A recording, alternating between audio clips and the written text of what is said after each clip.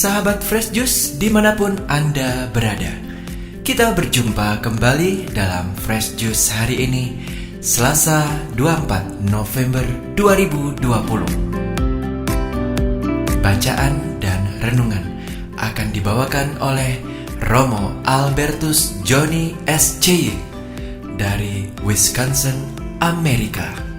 Selamat mendengarkan.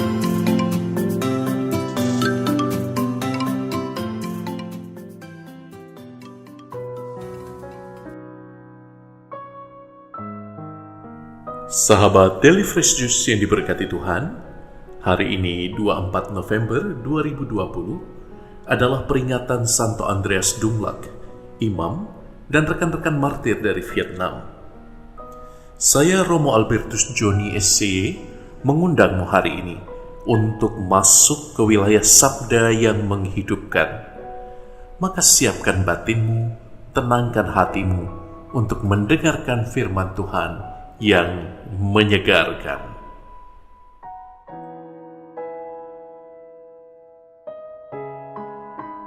Inilah Injil Yesus Kristus menurut Lukas bab 21 ayat 5 sampai 11. Ketika beberapa orang berbicara tentang bait Allah dan mengagumi bangunan itu yang dihiasi dengan batu yang indah-indah dan dengan berbagai-bagai barang persembahan, berkatalah Yesus, "Apa yang kamu lihat di situ, akan datang harinya di mana tidak ada satu batu pun akan dibiarkan terletak di atas batu yang lain. Semuanya akan diruntuhkan." Dan murid-murid bertanya kepada Yesus, kata mereka, "Guru, bila manakah itu akan terjadi? Dan apakah tandanya kalau itu akan terjadi?" Jawabnya, "Waspadalah, supaya kamu jangan disesatkan. Sebab banyak orang akan datang dengan memakai namaku dan berkata, 'Akulah dia,' dan saatnya sudah dekat. Janganlah kamu mengikuti mereka. Dan apabila kamu mendengar tentang peperangan dan pemberontakan, janganlah kamu terkejut. Sebab semuanya itu harus terjadi dahulu, tetapi itu tidak berarti kesudahannya akan datang segera." Ia berkata kepada mereka, "Bangsa akan bangkit melawan bangsa dan kerajaan melawan kerajaan, dan akan terjadi gempa bumi yang dahsyat, dan di berbagai tempat akan terjadi penyakit sampar dan kelaparan, dan akan terjadi juga hal-hal yang mengejutkan dan tanda-tanda yang dahsyat dari langit." Demikianlah Injil Tuhan.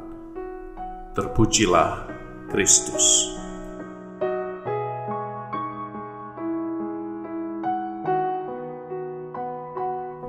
Sahabatku yang diberkati Tuhan, perikopa Injil yang baru saja kita dengar ini banyak sekali dikutip dan digunakan oleh banyak aliran Protestanisme yang percaya bahwa akhir zaman sudah sangat dekat. Mungkin engkau pernah mendengar juga bahwa tanda-tanda zaman ini telah terjadi. Kata berbagai hamba Tuhan, COVID-19 ini buktinya. Perang Dunia Pertama, Kedua akan terjadi, diulangi dalam Perang Dunia Ketiga. Pemberontakan di mana-mana, nabi palsu di mana-mana. Lihatlah, makin banyak orang menghujat Tuhan. Lihatlah, langit akan terbelah dan kiamat akan segera datang, kata mereka. Saya sih selalu tersenyum dengan beberapa anak-anak Tuhan yang gemar menjual iman dengan bumbu-bumbu ketakutan akan kiamat. Mereka lupa bahwa perikopa ini dibuka dengan konteks yang sangat khusus tentang bait Allah di Yerusalem. Ya, bait Allah di Yerusalem yang indah itu telah dihancurkan oleh pasukan Romawi pada tahun 70 Masehi atau sekitar 40-30 tahun setelah Yesus wafat dan bangkit. Nubuat Tuhan akan kehancuran bait Allah sudah digenapi. Namun demikian, tetaplah kita memang harus peka dengan tanda-tanda zaman dan merefleksikannya dalam terang iman. Tidak cukup hanya melihat tanda zaman dengan mata rasional, dengan analisis sosial, politik, dan ekonomi. Dalam setiap tantangan zaman, pastilah ada nilai spiritual yang dapat kita pelajari bersama. Nah, bagi Romo, tanda-tanda zaman ini lebih dekat daripada gambaran tentang peperangan atau pemberontakan, tentang bencana, tentang kelaparan dan wabah penyakit. Lebih dekat dari itu. Tanda zaman yang paling mencolok saat ini adalah makin jauhnya kita satu sama lain, justru saat teknologi seolah membuat kita merasa sangat dekat.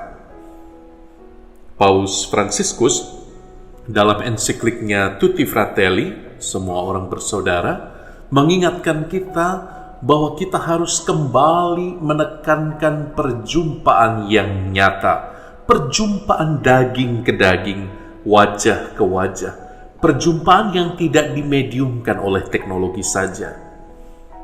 Perjumpaan nyata, the real encounters, inilah yang akan membangun bait Allah di tengah masyarakat yang makin modern. Teman-teman, apakah kalian tahu cara kerja media sosial? Media sosial kita bekerja dalam prinsip like and dislike, suka dan tidak suka. Agar perusahaan seperti Twitter, YouTube, Instagram, dan Facebook mendapatkan keuntungan dari iklan, mereka menciptakan algoritma yang memilah dan memilih tema apa yang kita sukai.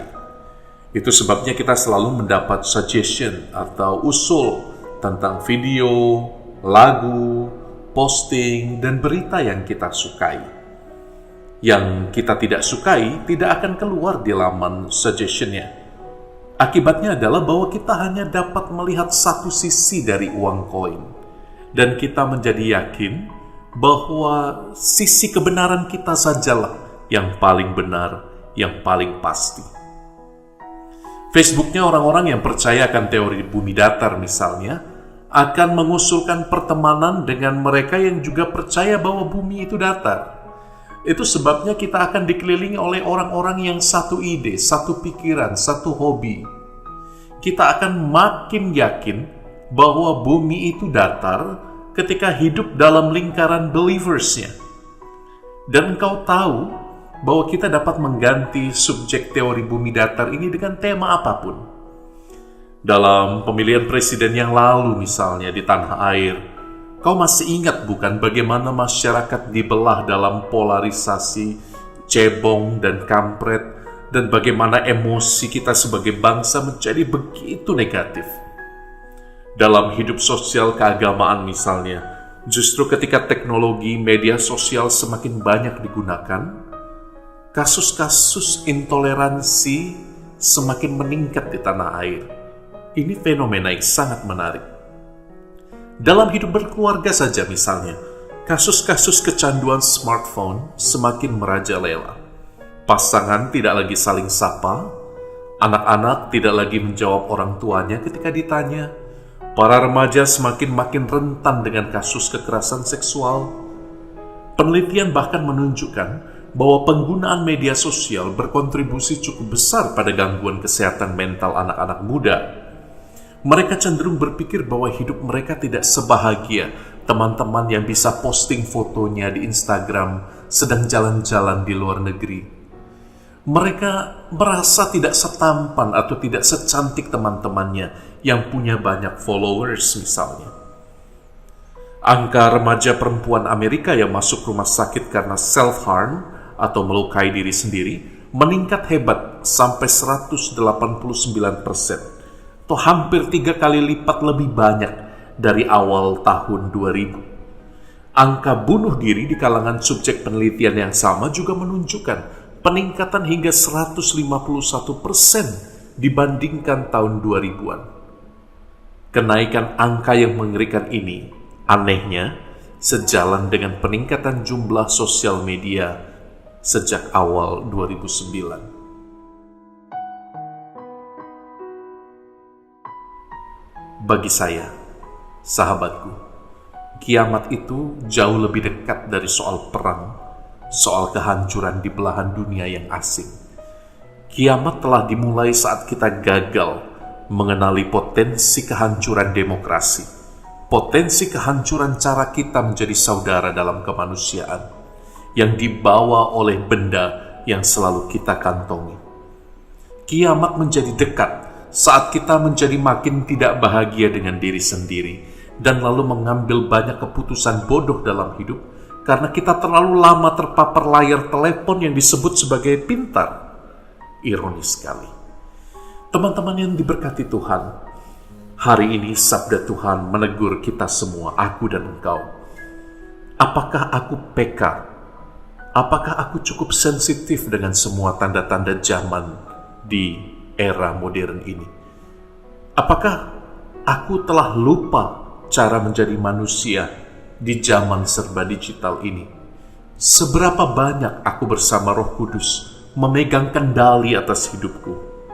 Seberapa banyak imanku pada Putra Allah yang hidup membantuku menjadi lebih manusiawi dengan semua teknologi yang kupakai, yang kukantongi setiap hari? Mari kita renungkan pertanyaan ini, dan saya Romo Albertus John Yese memberkatimu sahabatku dengan berkat Allah yang menghidupkan, menguatkan. Dalam nama Bapa dan Putra dan Roh Kudus. Amin. Sahabat Fresh Juice, kita baru saja mendengarkan Fresh Juice Selasa 24 November 2020. Saya Yofi Setiawan beserta segenap tim Fresh Juice mengucapkan terima kasih kepada Romo Albertus Joni untuk renungannya pada hari ini. Sampai berjumpa kembali dalam Fresh Juice edisi selanjutnya. Tetap semangat, jaga kesehatan, dan salam Fresh Juice.